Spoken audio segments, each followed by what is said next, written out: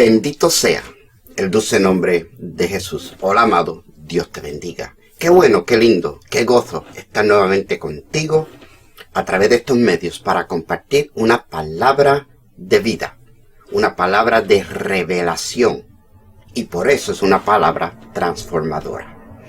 Estoy explorando los salmos y hoy quiero entrar en el Salmo 9. Lo lindo que tienen los salmos es que un hombre de acuerdo al corazón de Dios proféticamente canta acerca de su experiencia y su revelación. Y dentro de los salmos, Dios revela su corazón, su mente, su alma, sus pensamientos, y lo hace de una manera que nosotros como seres humanos podemos entenderlo. Porque ¿quién entenderá a Dios? Dios nos entiende a todos nosotros, pero yo creo que ninguno de nosotros entiende a Dios. Y Dios quiere ser entendido. Ese es el propósito de la intimidad. Y Dios es un Dios que busca intimidad. Y en los salmos, un hombre que tiene intimidad con Dios nos revela el corazón de Dios. En este salmo en particular, tiene algo peculiar. Aparentemente, Dios tiene mala memoria. La Biblia lo dice en varias partes. Y este salmo como que lo confirma. Acuérdate, la Biblia nos enseña que Dios nos separa del pecado, los echa en el mar y no se acuerda de ellos jamás. Dios no se acuerda de tus pecados. La Biblia dice que un día Dios se acordó de Israel y escuchó su clamor y se le apareció a Moisés. Y en este salmo voy a explorar 3 pasajes, 3 versículos, dentro de todo lo que él diserta David, porque es un salmo de David. Voy a hablar acerca de las ciudades que derribaste, su memoria pereció con ellas. Te voy a enseñar que el que demanda la sangre, mira el título que le dan a Dios, el que demanda la sangre se acordó de ellos, no se olvidó del clamor de los afligidos. Y entonces te voy a hablar de que no para siempre será olvidado el menesteroso. 3 pasajes en este precioso salmo que hablan acerca de memoria, de olvido y de recuerdo. Porque aparentemente el anciano de muchos días le sucede lo que a veces a mí me sucede, que sé que tengo que hacer algo y se me olvida hacerlo hasta el momento oportuno. Bendito sea el dulce nombre de Jesús. Vamos a entrar en el salmo. No voy a leer verso por verso porque es un salmo bien peculiar. Es un salmo de luto. David está cantando este salmo endechando, llorando por lo que le ha sucedido a las naciones. Porque aunque han sido sus enemigos, David los llora. Cuando la ira y el juicio de Dios los alcanzó, David no se gozó. David lloró. Ese es el corazón de un hombre de acuerdo al corazón de Dios. Acuérdate cuando Saúl falleció, y falleció también Jonatán y el hermano de Jonatán con su padre Saúl. En aquella batalla, David lloró y endechó y cantó aquel cántico tan precioso de cómo han perecido los valientes. Lloró la muerte del hombre que lo quería matar a él. ¡Wow!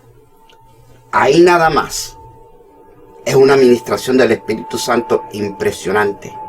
Porque Jesús, el Hijo de David, en la cruz, oró y dijo: Padre, perdónalos, porque no saben lo que hacen. Tremendo, bendito sea Dios. El salmo comienza, y acuérdate que es un salmo de luto, pero comienza diciendo: Te alabaré, oh Jehová, con todo mi corazón, cantaré todas tus maravillas, me alegraré y me regocijaré en ti, cantaré a tu nombre, oh Altísimo.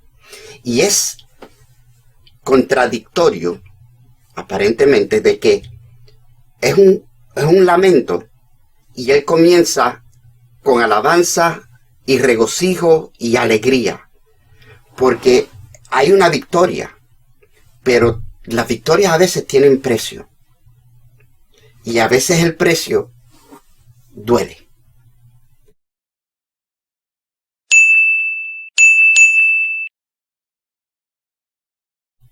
Después que David comienza el salmo con cánticos de alegría y de alabanza, es porque él está diciendo que aunque hay luto, no es para que tú te entristezcas, porque el gozo del Señor mi fortaleza es.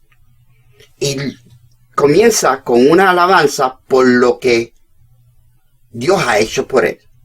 Y entonces empieza a explicar la razón. Dice, sus enemigos volvieron atrás, cayeron y perecieron. Tú has mantenido mi causa y mi derecho, has juzgado con justicia porque tú estás sentado en el trono para juzgar mi caso. Reprendiste las naciones, destruiste al malo, borraste el nombre de ellos eternamente y para siempre. Los enemigos han perecido, han quedado desolados para siempre. Y entonces mira este pasaje, esto a mí me llamó la atención. Las ciudades que derribaste, su memoria pereció con ellas. A mí me gusta mucho ver los programas de televisión y cuando niño leía muchas revistas que tenían que ver con arqueología, con las civilizaciones del pasado. Eso me gusta indagar la historia de civilizaciones, la griega, la romana, la fenicia, Babilonia, no solamente en un contexto bíblico, sino en un contexto histórico, porque esta es la base de nuestra civilización en el día de hoy. Y me llama la atención cuántos descubrimientos se están haciendo hoy en día de ciudades antiguas que nosotros no sabíamos que habían existido. Imperios en Asia, en Japón, en China, en distintas partes de Sur y Centroamérica. Ciudades que Dios derribó. Y se olvidaron de esa ciudad. Ahora te voy a ministrar algo bien interesante. Antes de que Jesús se hiciera hombre, el Cristo se hiciera hombre y habitar entre nosotros, y vimos su gloria como la del unigénito del Padre. Dios nos ha enseñado a través de su palabra que en todos los países del mundo, Él tiene gente a quien Él está alcanzando. No Jesús, porque Jesús no había nacido, pero el Espíritu del Cristo, el propósito de Dios de salvar a la raza humana, no era exclusivo para los judíos.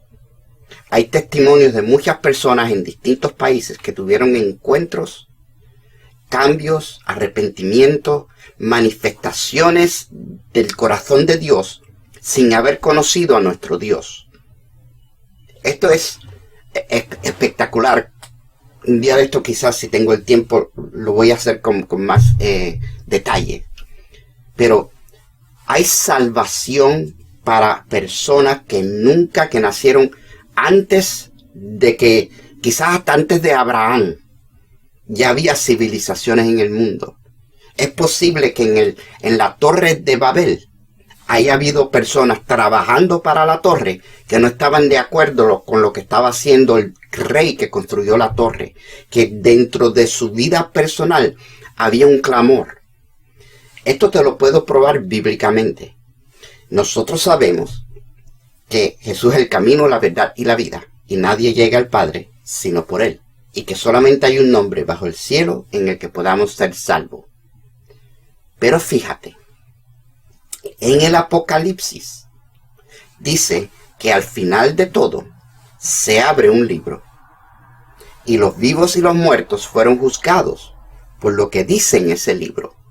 Ahora, dentro de la doctrina cristiana, dentro de nuestra teología, y esto es algo que todo cristiano, toda denominación cristiana tiene, el día del juicio. Hay un juicio que se llama el juicio del gran trono blanco, pero yo no voy a estar en ese juicio. De acuerdo al Apocalipsis, yo regreso con Cristo con poder y gloria. Y de a nosotros, algunos vamos a recibir facultad de juzgar. Y entonces los que murieron durante la tribulación son resucitados. Y esa es la primera resurrección. O sea, la primera resurrección ocurre después de la tribulación. Pero hay un grupo que ya fue levantado, que ya está con Cristo. ¿Cuándo? En el rapto. Yo no sé por qué la gente no cree en el rapto. Porque la primera resurrección ocurre y ya nosotros que hemos sido transformados en un abrir y cerrar de ojos, venimos con Cristo con poder y gloria. Y algunos de nosotros, de los que hemos sido raptados, transformados en un abrir y cerrar de ojos, los muertos en Cristo primero, los que estamos vivos después, algunos de nosotros vamos a juzgar a los que perseveraron durante la gran tribulación. Pero al final, todos los muertos, los que el mar se llevó, los que están debajo de la tierra, los describe, van a venir a un juicio. Para nosotros los que hemos aceptado a Cristo, ya hubo juicio. Yo fui juzgado por mis pecados. Me encontraron culpable y me sentenciaron a muerte y muerte de cruz. Pero Jesús, el Cristo, tomó mi lugar. A mí me tenían que poner la corona de espinas. A mí me tenían que dar los latigazos. A mí me tenían que forzar a cargar mi cruz. Y a mí me tenían que clavar en ella. Y de hecho, yo fui el que morí en la cruz. Yo estoy juntamente crucificado con Cristo. Yo fui enterrado cuando fui bautizado. Y yo resucité a vida nueva en Cristo Jesús cuando me entrego. Y aquí, las cosas viejas pasaron, todas son hechas nuevas. Otra vez, el olvido. Y ya no hay condenación para los que estamos en Cristo Jesús, porque mi condenación la llevó Jesús en su cuerpo por mí. Para mí, para ti, no hay juicio. Justificados somos pues por la fe, por medio de nuestro Señor Jesucristo. Ya se hizo justicia. Entonces, ¿para quién se abren los libros y a quién van a juzgar? A aquellos que nunca tuvieron la oportunidad de escuchar de Jesús. Dios es un Dios justo. Bendito sea el dulce nombre de Jesús. El Salmo continúa y sigue hablando David y cantando de que Dios ha puesto su trono para juicio, que Él juzgará al mundo con justicia y a los pueblos con rectitud. Jehová será refugio del pobre, refugio para el tiempo de angustia. En ti confiarán los que conocen tu nombre. Amén y aleluya. Por cuanto tú, oh Jehová, no desamparaste a los que te buscaron. No desamparaste a los que te buscaron. Fíjate, en el libro de los Hechos hay un pasaje bien interesante que confirma lo que yo te acabo de decir. Simón Pedro, el apóstol, estaba orando y Dios le da una visión y lo manda a que vaya a predicarle a un centurión. Los judíos no pensaban que ninguno que no fuera judío tenía nada que ver con Dios. Sin embargo, Dios le enseña a Pedro que lo que él ha limpiado, tú no lo llames inmundo. Y lo lleva a casa de un centurión llamado Cornelio. Cornelio recibe a Pedro. Cuando Pedro está predicando, el Espíritu Santo cae sobre la casa de Cornelio. Y Pedro dice estas tremendas palabras. Y leo a la letra. Entonces Pedro, abriendo la boca, dijo: en verdad comprendo que Dios no hace acepción de personas, y míralo aquí, sino que en toda nación se agrada del que le teme y hace justicia. Hay testimonios de gente que tú y yo no consideraríamos cristianos, pero que su vida es una vida de buscar bendición para otros, de perdón, de actos de generosidad, de amor, de bondad. Y no hay nada que tú hagas por un ser humano que Dios no te recompense. La Biblia nos garantiza que el bien que tú le haces a otros, Dios te lo recompensará a ti. Y esa palabra no es solamente para los creyentes o para los judíos. Esa es una palabra que revela el corazón de Dios. Y en todo país, si hay personas que buscan hacer el bien, Dios es galardonador de los que le buscan. Quizá ellos no entienden mentalmente, intelectualmente, que están buscando a Dios. Pero Dios, que mira el corazón de los seres humanos, sabe que hay almas perdidas que están buscando luz. Y Él se les revela. La palabra también nos enseña esto bien profundo, que cuando Jesús ascendió al Seol, al mundo de los muertos, le predicó a las almas que estaban en prisiones. Prisiones de oscuridad porque no habían conocido a Jesús. Y dice la Biblia que cuando ascendió, se los llevó con Él. Los libertó de esas prisiones. Los muertos en Cristo resucitarán primero. Esto es bien profundo. La palabra de Dios no es un cuento de Walt Disney. Esto no es un muñequito de los sábados por la mañana. Aquí hay una profundidad espiritual. La revelación del mundo donde nosotros vivimos es espectacular. Espectacular. Salmo 9 continúa, una vez más exhortándonos a cantar a Jehová que habita en Sión, publicar entre los pueblos sus obras. Y es interesante, porque después de todo lo que yo te he dicho, de que Dios está bendiciendo y bendijo por los siglos de los siglos personas que tenían el corazón buscando rectitud, volvemos a establecer que Jehová habita en Sión. Dios tiene un pueblo, un lugar donde Él ha establecido su nombre y su presencia, porque desde esa nación iba a venir el Salvador. Y todo lo que sucede en el mundo señala al centro del universo, que se llama Jesús. Cantad a Jehová que habita en Sión y publicar entre los pueblos sus obras. Aún en el Salmo hay un llamado a evangelizar. Porque escúchame bien, yo he tenido esta conversación con varias personas. No se trata de que tú seas salvo.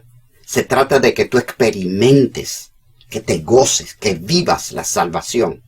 En la salvación, tú experimentas el reino de Dios y aún mucho más importante, tú experimentas al Rey. El Rey se deja conocer. Esa es la belleza de ser salvo. No que si yo me voy para el infierno que me va a llevar el diablo. No. La belleza de lo que nosotros estamos viviendo es que a ti y a mí Dios le ha placido abrirnos los ojos, abrirnos el corazón, abrirnos el espíritu para que entendamos, comprendamos, asimilemos, conozcamos, experimentemos su presencia.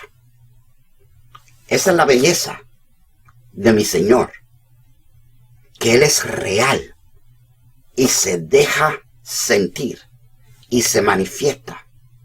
Ahora, después de esa belleza de que vamos a cantarle a Dios, dice esto, y que no solo la experimentemos, sino que la publiquemos, que demos a conocer que Dios, que Jehová es Dios.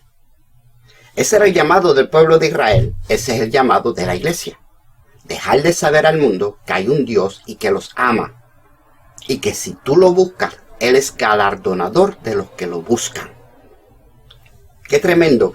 Desde el Salmo 9, ya el mandato a ir y predicar y publicar las buenas nuevas fue dicho, fue dado. Es más, el propósito del pueblo de Israel, uno de los muchos, era que todas las demás naciones vieran en Israel un pueblo tan bendecido que tuvieran que reconocer que el Dios de Israel es el verdadero Dios. En el libro de Daniel sucede unas 4 o 5 veces. El testimonio de un cristiano con su gozo, con su cántico, con su alegría, con su perseverancia, con su amor, proclama que Jehová es Dios. Aleluya. Bendito sea el Señor. Pero entonces ahora hay un cambio. El salmista le da no sé, como que mete la cuchara y remueve. Y dice, porque el que demanda la sangre se acordó de ellos. No se olvidó del clamor de los afligidos. Y está hablando de las naciones que Dios castigó. Está hablando de las naciones que Dios castigó. No de los cristianos. Lee el Salmo para que tú veas que David no está en sí hablando de Israel. Está hablando de aquellas naciones, de los enemigos. David era un guerrero y estaba rodeado de enemigos. Pero nunca los odió. Hizo lo que tenía que hacer. O, déjame corregirme, quizás al principio de su reinado, de su juventud, los odió. Pero en algún momento, David creció, maduró espiritualmente y le fue revelado que odiar a tu enemigo no es de Dios. David pasó, igual que tú y yo, a través de luchas y pruebas y fue transformado por el Espíritu Santo de Dios. Y entonces declara algo que a mí me llama mucho la atención. Le da un nombre a Dios que no es común. Dice, porque el que demanda la sangre se acordó de ellos. Se acordó de ellos. No se olvidó del clamor de los afligidos. Este es uno de los dos pasajes que yo me acuerdo. Si hay otro, por favor, dígamelo, póngamelo en los comentarios. Cuando Caín mata a Abel, Dios confronta a Caín y le dice, la sangre de tu hermano clama a mí desde la tierra. Hay un espíritu, algo establecido en el mundo espiritual, que hay como un ángel que demanda la sangre. Hay un ángel que clama por la sangre derramada. La sangre misma clama a Dios. En Levítico y en Números creo que está donde dice que si tú matas a alguien por accidente, tienes derecho a huir a una ciudad de refugio, porque tú no lo hiciste a propósito. Y el vengador de la sangre no puede entrar ahí y vengarse. El vengador de la sangre, si tú algunos estudios bíblicos te va a decir que es un pariente del que fue muerto. Yo creo que no, yo creo que es el espíritu que clama por la sangre derramada. Respeta que tú te escondes en el refugio provisto por Dios. Hoy en día el refugio provisto por Dios se llama Jesús, se llama perdón, se llama arrepentimiento. Cuando tú te arrepientes, aún de un asesinato, Cristo te perdona, te limpia y olvida el asesinato. El que demanda la sangre se olvida de tu derramamiento de sangre. Para ti hay perdón. Entonces, cuando David está diciendo, el que derrama la sangre se acordó de ellos, hace referencia como que este es un nombre de Dios. Y yo lo entiendo porque Dios es un espíritu. Y nosotros conocemos al Dios de la adoración, de la alabanza, de la misericordia. Pero la Biblia nos dice que hay 7 espíritus de Dios. Otro día te traeré una enseñanza acerca de los 7 espíritus de Dios. Bendito sea el Señor. Y que se acordó y no se olvidó. Este espíritu de Dios de establecer justicia al afligido no olvida. Y al momento apropiado se acuerda. Una cosa interesante de la Biblia, esto te lo voy a enseñar porque no mucha gente lo sabe. Hay algunos que tratan de decirte que si tú haces algo malo te parte un rayo. Y cuántas veces yo no he visto a alguien que tuvo un accidente y dice, eso es pecado escondido. La Biblia dice lo opuesto. La Biblia dice que por cuanto el castigo por el pecado no sucede inmediatamente, se tarda, el corazón de los hombres se precipita a hacer lo malo. Te puse el versículo aquí para que lo leas correctamente. Si Dios te diera un cantazo en el momento que tú pecas, tú jamás volvías a pecar. Pero la ley de siembra y cosecha es que tú vas a sembrar una buena obra o vas a sembrar un pecado y vas a esperar una sazón, un tiempo, para que esa semilla dé fruto. Y si has sembrado lo bueno, vas a cosechar bendición. Y si has sembrado lo malo, vas a cosechar justicia, juicio, castigo. Las bendiciones con las cuales yo estoy gozándome de ellas en este momento están basadas en mis acciones y mi siembra de hace una sazón atrás. En el día de hoy yo estoy sembrando dentro de esta situación en la cual estoy viviendo. Estoy sembrando para cosechar cuando yo salga de esta temporada. Esto es un principio espiritual que muchos cristianos no entienden y deben de comprender. Por eso tú no puedes dejar de sembrar. No te canses de hacer el bien, porque en su tiempo, en el momento justo, vas a cosechar. Lo que tú estás experimentando hoy es lo que tú sembraste hace unos meses atrás, posiblemente unos años. Y no estoy hablando necesariamente de dinero, aunque incluye el dinero. Por eso nunca se deja de diezmar, de pactar y de dar ofrendas y almas. Nunca se deja de poner tu pan sobre las aguas, porque en algún momento lo recobrarás, lo cosecharás. El que derrama la sangre se acordó. Pero vuelvo y repito, si cometiste un pecado, aquí habla definitivamente de dar muerte a otro ser humano. Pero yo lo voy a incluir por beneficio tuyo y mío, de que cualquier otro pecado, cualquier otra falta, en el momento que tú huyes a la ciudad de refugio, a Jesús, el ángel de la venganza no tiene nada que ver contigo. Cuando Jesús te perdona, tú eres libre, y al que el Hijo liberare será verdaderamente libre. Ya no hay condenación para los que estamos en Cristo Jesús. Bendito sea el Señor. David conoce esto y mira el próximo pasaje, mira el cambio que da David.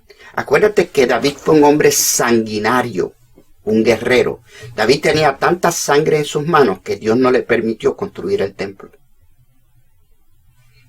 Y David, siendo un hombre de acuerdo al corazón de Dios, no se frustró ni se rebeló, sino preparó todo para que si yo no puedo construirlo, que lo construya mi hijo. Y David sembró en el destino de su hijo. ¡Qué lindo! ¡Qué tremendo! Y entonces David continúa cantando. Ten misericordia de mí, Jehová. Mira mi aflicción que padezco a causa de los que me aborrecen. Tú que me levantas de las puertas de la muerte, para que cuente yo todas tus alabanzas en las puertas de la hija de Sión y me goce en tu salvación. Y yo veo esto como David está reconociendo que él ha derramado sangre y está pidiendo perdón por eso. Y sabe que Dios lo levantó de las puertas de la muerte, no solamente como un guerrero que en la batalla estuvo cerca de la muerte varias veces, sino del hecho de que él está rodeado de muertos. Cuando tú ves estas películas como Braveheart y Gladiator y esas películas, eso es lo que vivía David. El Viejo Testamento, si lo fueran a hacer una película correcta, muchos cristianos estuvieran en contra de ella porque sería demasiado violenta y sanguinaria. La historia del Viejo Testamento es una historia de violencia y de sangre y de genocida. Si tú vas a leer bien la Biblia, Léela con el corazón y la mente abierta para que el Espíritu Santo te pueda ministrar. Las barbaridades que está haciendo hoy en día los islámicos, lo hizo el pueblo de Dios en el Viejo Testamento. Cuando Dios le dijo a Josué, entra en Jericó, le dijo, mata a todo el mundo, al anciano, a la doncella, a los niños, a la que está encinta, mata a los animales, el pececito de colores en la pecera, mátalo, no dejes vivo a nadie. Tiene una explicación. El propósito de Dios en ese momento era cuidar el depósito del Mesías que estaba en el pueblo de Israel. Y estas naciones no iban a entender dar la otra mejilla. Ese momento no era el momento de dar la otra mejilla. Eso lo trajo Jesús para nosotros hoy.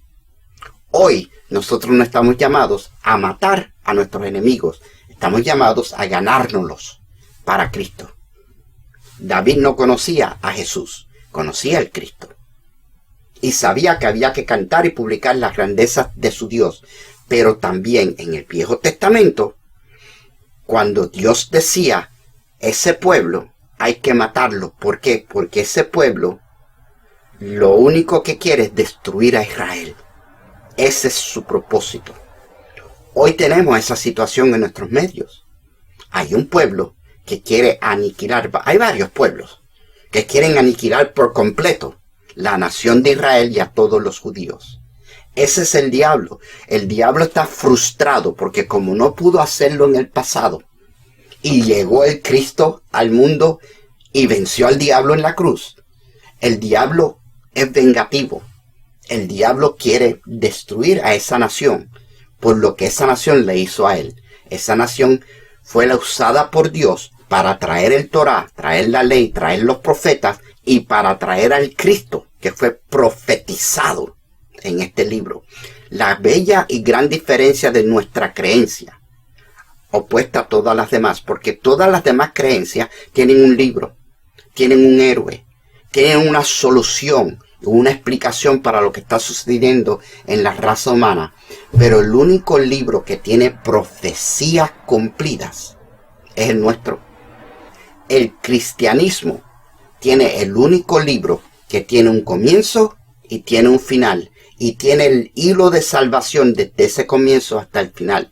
Los judíos se quedaron cortos, se quedaron en el medio, porque cuando llegó el Mesías prometido por su libro, lo rechazaron.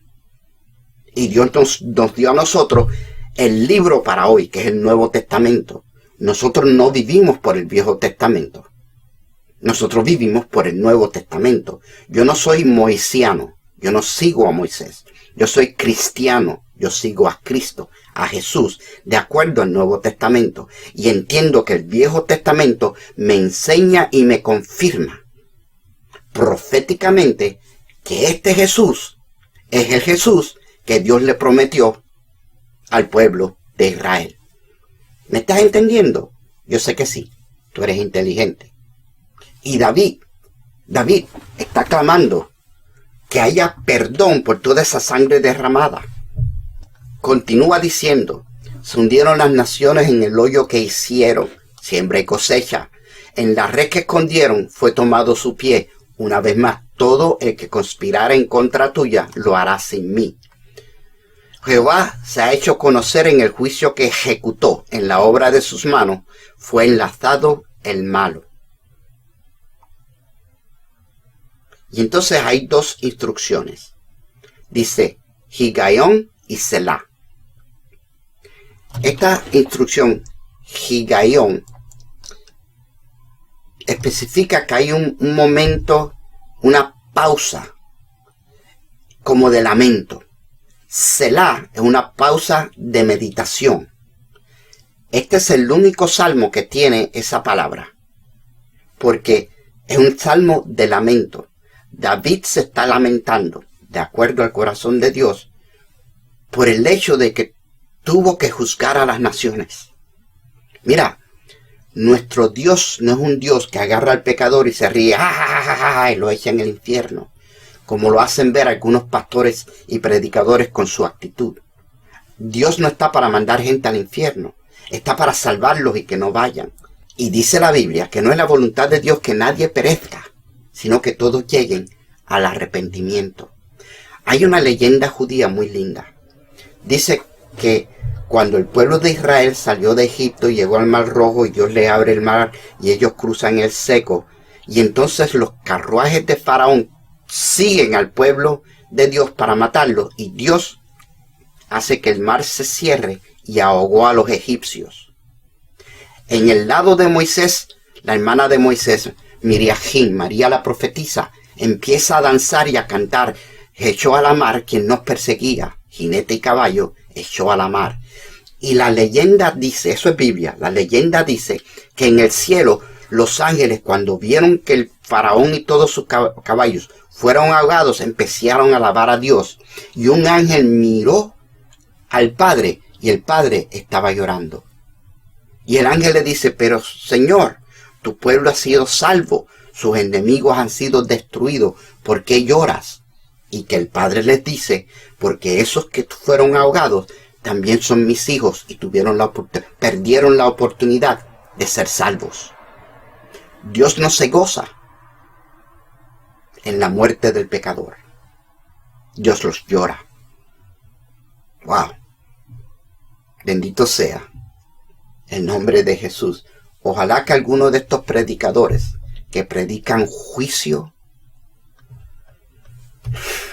como si fuera a tomarse un vaso de agua, entendieran que ese no es el corazón de Dios. El corazón de Dios es perdonar.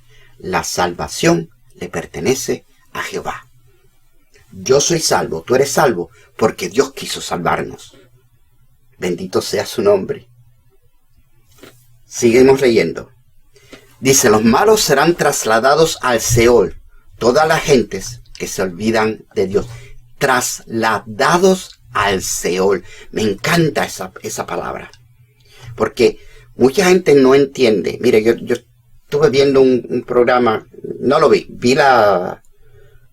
los titulares y el anuncio, y dije: eso es una estupidez. De una gente buscando porque pensaban que habían encontrado el lugar donde está el Edén. Encontraron el Edén bíblico. Mentira. Es un lugar espiritual. La única manera que tú puedes entrar en el Edén es si eres trasladado. Enoc caminó con Dios y Dios se lo llevó, trasladado. Elías fue trasladado en un torbellino. Nosotros vamos a ser trasladados en un abrir y cerrar de ojos. Estos lugares que habla la Biblia, incluyendo Jerusalén. Jerusalén no es necesariamente un lugar físico. Es una experiencia espiritual. Tú tienes que ser trasladado, llevado a ese lugar por el Espíritu Santo. Acuérdate que Jerusalén estaba lleno de gente y de sacerdotes y de fariseos y de escribas que nunca entendieron que el rey de Jerusalén entró montado en un burrito. Trasladado. Te voy a dar otra palabra para trasladado. En lo que nosotros somos trasladados por el poder de Dios. No al Seol, sino a su presencia. Seamos transformados por la renovación de nuestra mente y de nuestro corazón, y que se manifieste en nuestro hablar, en nuestras acciones y en nuestro sentir. No te conformes a este mundo. La gente que se olvidan de Dios son trasladados al Seol, a muerte. Aún en vida yo he conocido a personas que ya están muertos, que se han olvidado de Dios. Míralo otra vez, la memoria. Ellos se olvidaron de Dios y viven como si ya estuvieran muertos. Continúa el Salmo, y este es precioso. Hablando de memoria, dice: porque no para siempre será olvidado el menesteroso, ni la esperanza de los pobres perecerá perpetuamente. Ahora, no para siempre será olvidado el menesteroso. No para siempre. No para siempre. Pero a veces sí. A veces sí es olvidado el menesteroso. A veces sí es olvidada la esperanza de los pobres. No para siempre. Créelo conmigo. Quizás tú eres mejor en la lengua castellana que yo, pero cuando dice que no para siempre, implica que hubo un momento donde fue olvidado el menesteroso, el que está sin cobertura, el que está sin consuelo, sin casa, sin refugio, sin cobertura. No será olvidado para siempre, porque la esperanza de los pobres no perecerá perpetuamente. Hay un momento donde Dios se acuerda del menesteroso, aún menesterosos de otras naciones, aún pobres de otras naciones, de otras culturas, de otras edades. En la antigüedad, no para siempre, ese menesteroso que nunca conoció a Dios va a ser olvidado. Ya te lo ministré. Se abre un libro. El libro del gran trono blanco y la gente que va a ser juzgada por la obra en el libro, a mí siempre me recuerda al libro de las memorias que se abrió en el libro de Esther. Y Dios lo usó para bendecir a Mardoqueo. Bendito sea el Señor. Termina el Salmo, David clamándole a Dios y diciéndote: levántate, oh Jehová, que no se fortalezca el hombre y que sean juzgadas las naciones delante de ti. Pero, oh Jehová, mira esta misericordia que clama David. Pon, oh Jehová, temor en ellos.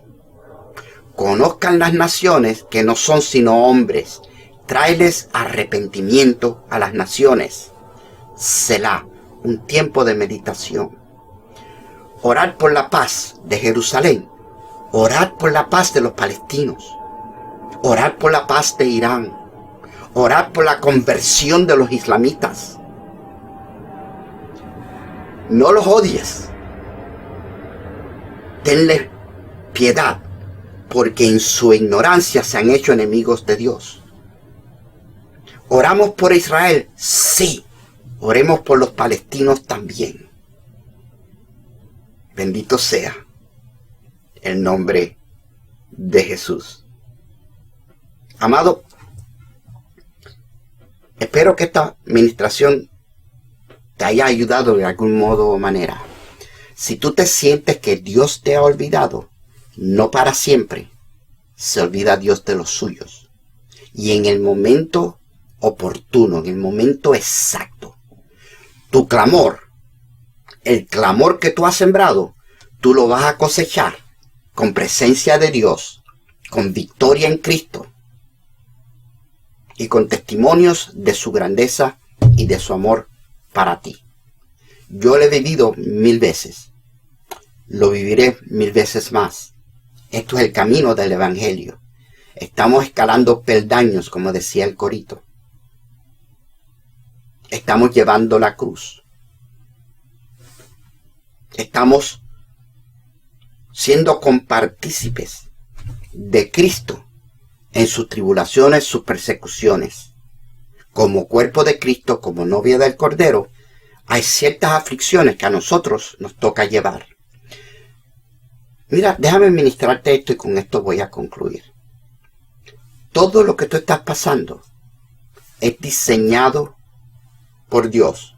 No es que Dios te enferma, no es que Dios te aflige. La vida, el mundo, el diablo, tu siembra, a veces tu cosecha, es aflicción.